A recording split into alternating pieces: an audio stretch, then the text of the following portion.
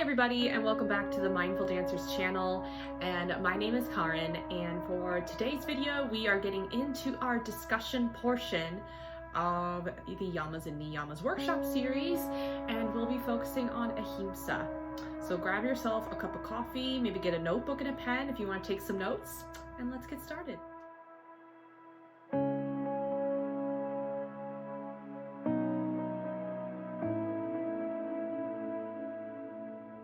All right, so to get started, this is going to be a brief video on what Ahimsa is about and how we can incorporate it into our daily lives, how to incorporate it mostly into the dance environment. And that's how it's going to be, that's how the format is going to be for all of our discussion videos. And then I will open the floor to you guys with any questions, any comments, any thoughts that you have, you can leave in the comment section down below. So we're first going to start off with what is Ahimsa. So Ahimsa is the first jewel of the Yamas series. And according to Deborah Adele, it is a stance of right relationship with others and with self. So this is the practice of nonviolence or non-harm. So this could mean self-harm in thought, in words, in actions.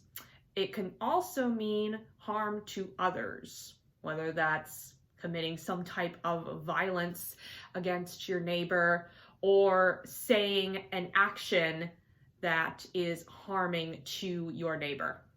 So that is just a brief description of Ahimsa. So we are going to discuss just refraining from harming thoughts, words, and actions. And Ahimsa, we are cultivating a sense of compassion and of empathy towards all living things. So again, that is your friends, your family members, your co-workers, students, teachers, even the planet. So we're, again, cultivating compassion, learning to be kind to yourselves, to others, and to show empathy towards all living beings on this earth. So that's just a little brief description of what Ahimsa is. So now we're going to get into the little nitty-gritty of how we can incorporate Ahimsa mainly into the dance world. All right, so we're going to talk about how we can incorporate Ahimsa into the dance environment, into our practice. And the first thing we're going to focus on is you as the dancer. So we're now focusing on the self. So dancers really paying attention to your bodies. So that could mean forcing your body into something that the body is not ready for, or you're ignoring any limitations that your body has or any injuries that you might be working through. So for example, if you have it for turnout, for example, I know dance teachers as well as dancers, we are very picky about our turnout. So if you have like this much turnout and your teacher is telling you to go beyond your limited turnout and you try to force that, that would be a form of self-harm because you are putting your body through something that is not ready, that it's not ready for, and you are going to cause yourself future injury, okay? And this has happened to me a few times when I was a college dance major, and I have had a few teachers, especially one in particular, that would make me force my turnout, and that's why my knees are so bad today. So just really, really listen and really respond to the requests of your body. That's the most important thing that we could do as dancers, is we really need to pay attention and to really listen to our bodies, because let's be honest, we're really bad at doing that. So just really hone in and really listen to what your bodies are telling you, because your bodies are the most intelligent thing in the world. So really pay attention to that. So that is the physical aspect of Ahimsa. And now we're going into the mental aspect of Ahimsa, and that is the inner critic. Oh, do we love the inner critic, especially when we're dancers, because we listen to that inner critic we take it so seriously, because we're always trying to perfect our craft. We're always trying to improve and get better. And sometimes the little inner critic in your head can be very critical, which can lead to self-harming thoughts. So when you are in a class, dancers, I want you to be aware of how you respond to feedback. Okay, what is your mental status at this point? So if a teacher is giving you a correction, how do you take that criticism? Is the mind telling you, oh, that was so bad, I'm just not good? You know, is that how you are responding? So next time you come into class, really think about how you are reacting. Observe how you are reacting to that feedback that your teacher just gave you, or your director if you are a professional dancer. Really take in and observe how you are reacting at this point. Observing how the mind reacts. So just talked about that.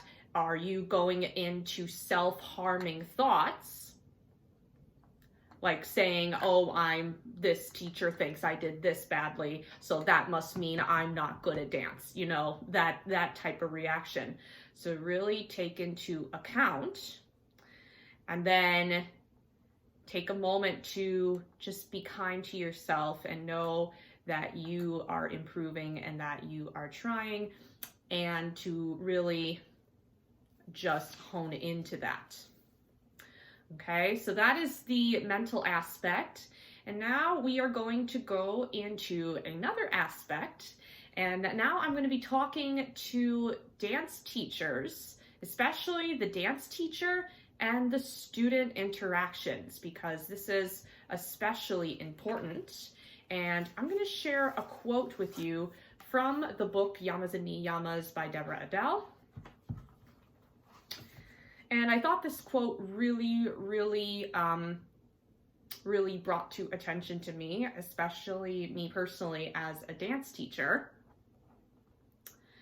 And it says, if you are a taskmaster with yourself, others will feel your whip. If you are critical of yourself, others will feel your high expectations of themselves as well. If you are light-hearted and forgiving with yourself, others will feel the ease and joy of being with you.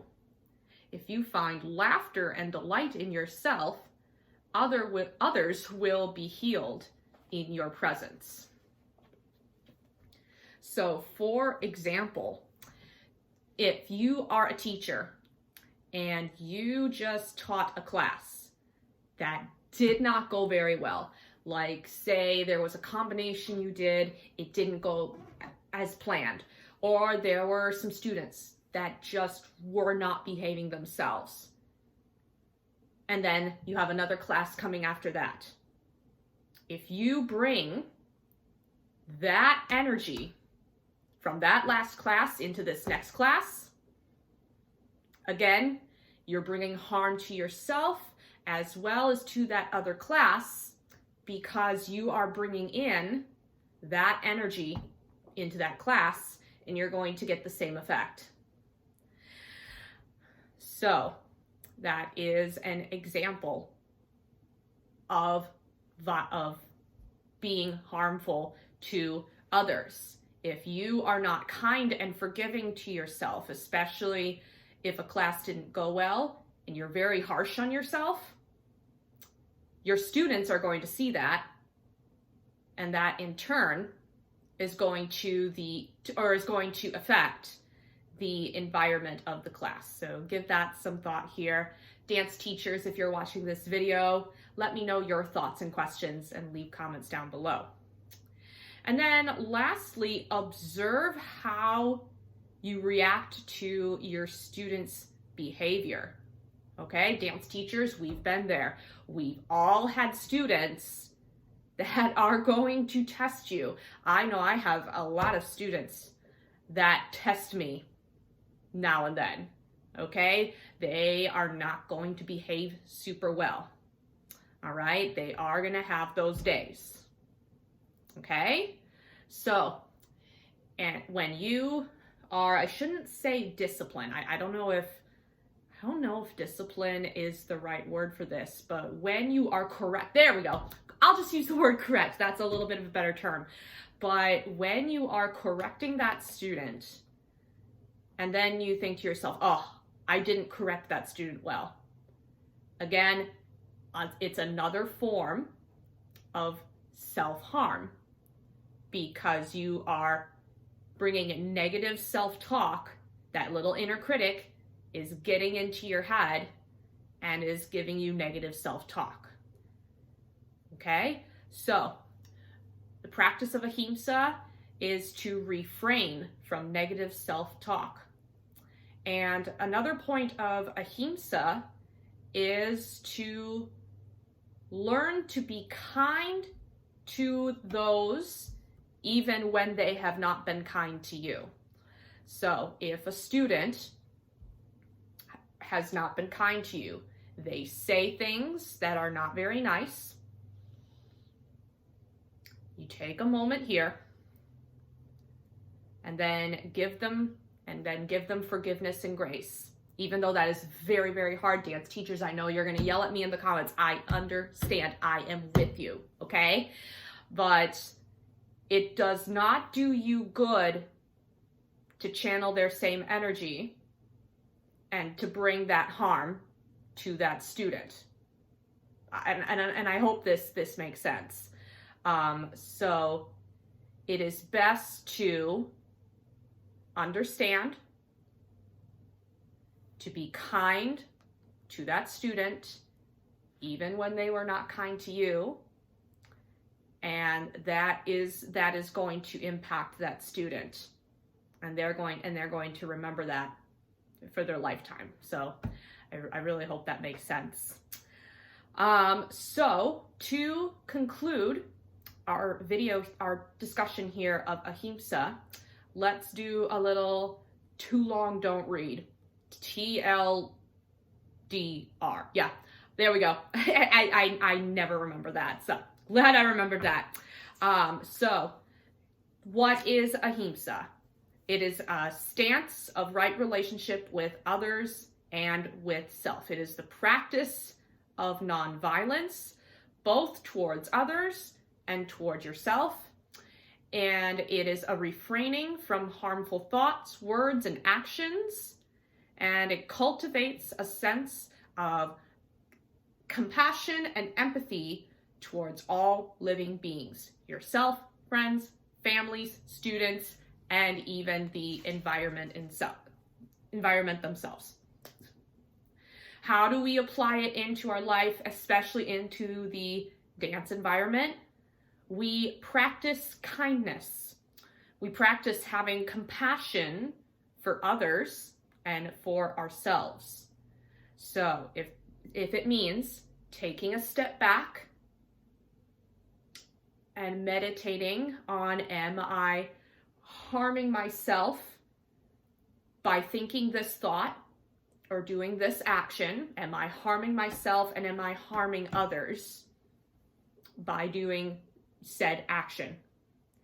So again, it is a constant practice. You're not going to get it on the first try, okay? That is where your yoga practice comes in. This is where meditation comes in. It's all about practicing kindness and having compassion for others and also for yourself. Because if you have compassion for yourself first, then in turn, you're going to bring that compassion into others. And then last point is, especially for dance teachers, ask yourself, are you supporting or are you interfering in the student's progress? So if you are picking at like little details, and in dance teachers that is very important, especially when we get to recital season and choreography and teaching combinations, ask yourselves, is this supporting their growth or is this inhibiting their growth? So it's a good thing to think about here. All right, so that is our discussion for Ahimsa. And this is one of the very first discussion videos on the Mindful Dancers channel. So hopefully this helped. Hopefully it made sense. And I'm gonna leave the floor to you guys now. So if you have any thoughts on this topic, any questions, and also any feedback, let me know what I could improve on in these type of videos. If there's anything I missed out, please, please, please leave a comment down below and let me know. It will help me to improve on what I need to improve so that you guys can have a better experience on this channel. So please let me know in the comments down below. And if you enjoyed this video, give the video a thumbs up. Don't forget to subscribe and ring the little notification bell so that you guys can keep up with all the stuff that I post. And this week, we will be going into our next yama, our second one, Satya, or truthfulness. Again, there will be a yoga video coming out this week, as well as one of these discussion videos. So again, let me know thoughts, questions, comments, feedback down below, and I will talk to you guys in the next video. Bye, everybody.